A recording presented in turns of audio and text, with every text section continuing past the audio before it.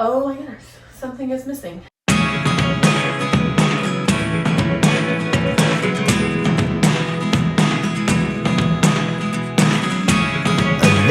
really know what's going on. Hey friends, so we just got back from our trip to see my girls' sisters. Moment. If you have watched our channel from a long time ago when I was uploading videos and I was doing foster care, that kind of explains a little bit more of the dynamic. But the short version is my girls have some biological sisters. Because my girls are Native, they were kind of separated, with some of them at a Native family and some of them with us, and also because the girls had some specific behaviors and because of who was available at the time to take them when they came into care. There's a whole lot of factors about why they got separated, which I'd love to get into at some point, may do that in another video. But once their adoption was finalized, we have contact with the family that has their siblings, and we get together with them. They're so gracious, and they travel to us most of the time. Every time that we've ever had to travel, they've come to us. So my baby is crying out there, so I may have to pause to feed her. We're gonna see in just a second. She may be hungry. But they came to Texas. This is the second year in a row I feel like that they've come to Texas. The mom has a sibling that lives out here. And so we got to meet some of their families, aunts and uncles and stuff like that. It's kind of complicated. I'll try and explain it better. But to do that, we drove up to Dallas, which is about 3 hours from us. And so I'm going to unpack it while I'm unpacking. I'm just going to tell you guys about how the trip went. So it went pretty well. We didn't get to do all the things that we had planned on doing just because the weather was not really great. It pretty much rained the whole time we were there, and then we got a VRBO house, and that's the first time that Ashley and Gary had gotten a Verbo. I think I'd gotten them before and it hadn't been bad, but this one we got there and the house hadn't been cleaned. Like, it was very obvious that the house had not been cleaned, and so we had a hard time getting a hold of the owners. Turns out the owners either were on vacation out of the country or they live in a different country. I don't know, but they were on a different time zone. So we had to reach out to Verbo, the website itself, and then they got a hold of the owners, and the owners got back to us. And so we moved to another house that they had for one day and then had to move back. Well, we have 4 kids with us, including my teenagers. And then the other family has 6 kids that are all 9 and under. And so trying to move, we only had 3 days there, and moving from one house to another and then back to another house, because obviously we didn't unpack when we got to the first house, but we had to unpack, get everybody settled, then repack up the next day, move to the new house, unpack again. That took up a lot of time, and so that was kind of a bummer that we had to deal with that, because that just ate up a lot of our time being with them. So yeah, there was a pool at both the houses, so the kids all got to swim together, which was nice. I tried to keep my toddler on his normal schedule, so he was napping, and then they live in Arizona, so their kids were all off their schedule because they're 2 hours behind us as far as the time difference goes. And so that was rough, just having a time difference situation and trying to have the kids be able to make up for that. Sorry, I'm trying to make sure I have everything out of these bags. But I'm trying to think. We went to Grapevine Mills, which is a mall, which if you've ever been to Opry Mills, or I think Arizona Mills is the one that's in Phoenix, they're all the same, and it's pretty much. So we did that, did a little shopping, and then the kids played some games, and there's my razor. Kids played some games, hold on. They did a few crafts. We me and Ashley really got to talk. Oh, and the kids went to see How to Train Your Dragon, the live action one. There was an early release. And so Ashley's the mom in the other family. Her brother-in-law and another one of her sisters took the older kids to go see that movie. And so that was really sweet. And then I got to sit and have some conversations with Ashley, and we were talking about how we make it work and what our family dynamic is like, and the whole like situation of getting to know each other and all of that. And I was gonna try and do a video with her. I was gonna try and do like an interview with her while we were there, but she wasn't real comfortable with being on camera right now. I'm like hoping that maybe I can convince her to do something different later, because it's just, I think we could do a podcast about how we keep our kids connected, and I think that would be something that would be really useful to people, because we're kind of odd. We have a pretty good relationship, and she and I text each other fairly regularly. For a while it was like every week. For a little while it was every day, just because there was some stuff going on. And so I think it would be helpful to people to understand how to make it work. But it also works because like we have the same faith. We respect each other's values. We respect each other's parenting styles. So, because she does things a little bit differently than I do things cultural wise. And so I just think that those dynamics would be turn into a really good podcast. At least for a few months, we'd have a few solid episodes of topics. And so hoping that I can convince her to do that. Maybe we'll see. Do you think that that's a good idea? That's something you'd like to see? Comment below so maybe we can kind of give her some motivation. It is scary being on the internet though. Like I wouldn't want to. It's nerve-wracking being out there if it's not something that you really want to do. And so yeah, I understand it. I'm not like upset that she didn't want to do a YouTube video. I totally understand it. But yeah, that was kind of how our trip went. As you can tell, my master bedroom is a wreck again, just from having to pack, and now I'm unpacking. Oh, she got Jameson the cutest little pool towel. Not this time. She got this for him a while ago. But it's this little towel, and it has a little alligator hood, and it's like a shirt situation. So like they put it on, and it goes over both sides of them, which I just love. It's not like just the corner is hooded. And yeah, so this is his like forever pool towel until he gets too big for it, and then Emmy will probably use it because I haven't found one for her yet. They did not get to swim. It just didn't work out for my littles to swim, so just because of the timing and everything. But all their clothes. Oh my goodness, something is missing. I'm hoping it's in the diaper bag. We have this really nice battery, like pack, rechargeable battery that I took with us, and I can't find it. I was hoping that when I unpacked these bags I would find it, because I thought it was going to be in here, and it is not. Dang it. I'm hoping I didn't leave it there. That's going to suck if I left it. Yeah, that's gonna make me really upset if I left that there. Anyway, all right, I'm gonna go grab the diaper bag and see if it's in there real quick. I found it. I love this thing. It is a backup battery. It has the solar panel for charging, and then it also has a flashlight.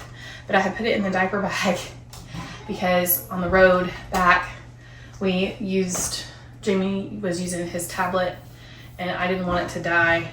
And then, because Jessica was in the back seat with him and the baby, to make sure that they were okay. She generally does better with the littles than Felicity does, so that's why she was back there. But yeah, so I was a little panicked when I couldn't find it, but yeah, I really like this thing. It's been very useful. We actually bought it because we were gonna go camping, and that's why I bought the one with the solar panel, because I was like, this will be good. We can set it out on the table and it'll be able to recharge. And yeah, so it has a couple, I'll see if I can link it below, but it has 2 USB ports and then a USB-C port, which the USB-C is what charges it. I don't think you can charge off of the USB-C. But it has 2 standard USB ports. But yeah, so I'm looking at, if Ashley isn't really interested in doing the podcast with me, I may go ahead and just do it on my own. But I don't think it'll be as good a quality I think it would be much better quality if she would do it with me, because there would be, it would be more like a discussion, and she would bring a whole nother mood to it, which I think is just, it would be interesting. You guys would like her. She's like, she's by nature probably one of the calmest people that I know. And so, which is interesting. She's got 6 kids, so I guess you kind of have to be calm to have 6 kids. But, yeah, we did have my girls had some emotions, which I'm not going to get into, but there were some feelings that came up while we were there that don't necessarily happen on a regular basis. And thoughts and, what could have been and what should have been and that kind of thing. But I don't think that those are reasons to not get together, because in the long run, it would be harder for them to grow up and not know their siblings versus having the option, having known them and being able to kind of have a relationship with them, even if it's at a distance. We talk about it. We're kind of being raised, they're being raised more like cousins than siblings, but I think that's still fine. It's better than no relationship at all. And I don't think, we were talking about this too while we were there, the way that it worked out, neither set of kids would have done as well as they are doing if things hadn't worked out the way that they did. And that's the thing, like the Lord just knows so much more. So if you're doing foster care right now and you're like, my kids have siblings and they're with this other family and it just seems so wrong that they would be split up. 1, try and foster a relationship if you can with the family that they are with. But 2, also just understand, like, in the long run, it may be better. That sounds weird, but they may come out more stable if they are split up, if that makes sense. Just because the family is, okay, when you adopt a kid, every person that is important to that child now becomes important to you. When you do foster care, the same thing is true. So yes, biological parents can be challenging, and yes, they may have their issues, and like, we don't have contact right now with biological parents, but we do have contact with biological siblings who have another set of parents. And so that's the thing, is those people are now important in our lives, just like we are important in their lives. So we care about them, and it's complicated to explain sometimes. And as her kids are getting older, it is getting harder people are like, oh, you're going to go see your siblings or whatever. Well, half of her kids are not related biologically to my girls, and half of my kids are not related to the other half of her kids. So it's like, they're not really sisters. And so it's hard to explain it, but it's important that you recognize that those people are needed in your life now, so that they have the most connection that they possibly can have. Because whether or not you believe that biology matters as far as who you are, there's always this part of you, at least with me, there's always this part of you that kind of wants to know where you came from. You're interested in your heritage and your history. Well, they have the same thing. And so yes, part of their upbringing is, your adoptive family's legacy, and that's really what it gets socially, they get raised in. Culturally, that's what they get raised in, but it's important for them to know who they genetically come from, in my opinion, or at least to have the option. So, and this is the only way that we can stay connected with those people, those biological family. That's who we have contact with. So we're trying to make that a priority. And Ashley and her family do a really good job of making that a very big priority for them, and they will spend money to do that.